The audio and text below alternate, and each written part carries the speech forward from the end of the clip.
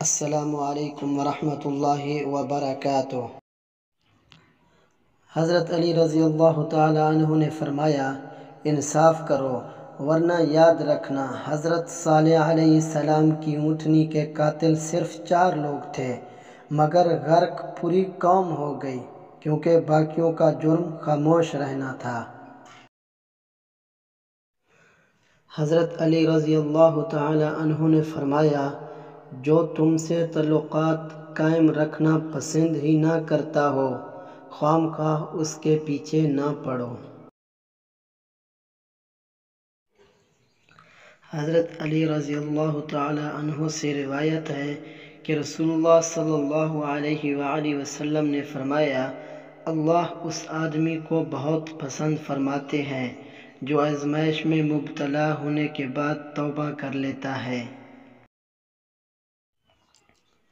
حضرت علی رضی اللہ تعالی عنہ نے فرمایا، جو ظلم کے ذریعے عزت چاہتا ہے، اللہ اسے انصاف کے ذریعے ذلیل کرتا ہے۔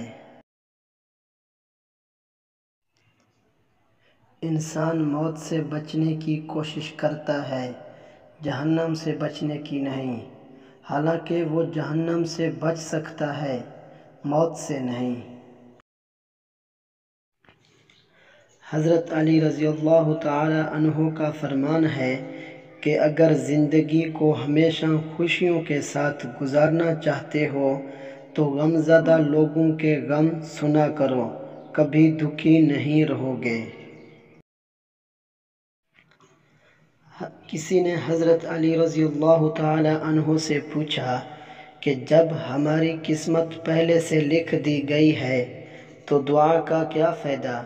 تو فرمایا کہ ہو سکتا ہے کہ قسمت میں یہی لکھا ہو کہ مانگنے پر ملے گا۔ حضرت علی رضی اللہ تعالی عنہ فرماتے ہیں کہ دوستی اور محبت ان سے کرو جو نبھانا جانتے ہوں، نفرت ان سے کرو جو بھلانا جانتے ہوں، اور غصہ ان سے کرو جو منانا جانتے ہوں۔ اگر آپ کو ہماری ویڈیو اچھی لگی تو ہمارے چینل کو سبسکرائب ضرور کریں۔ شکریہ۔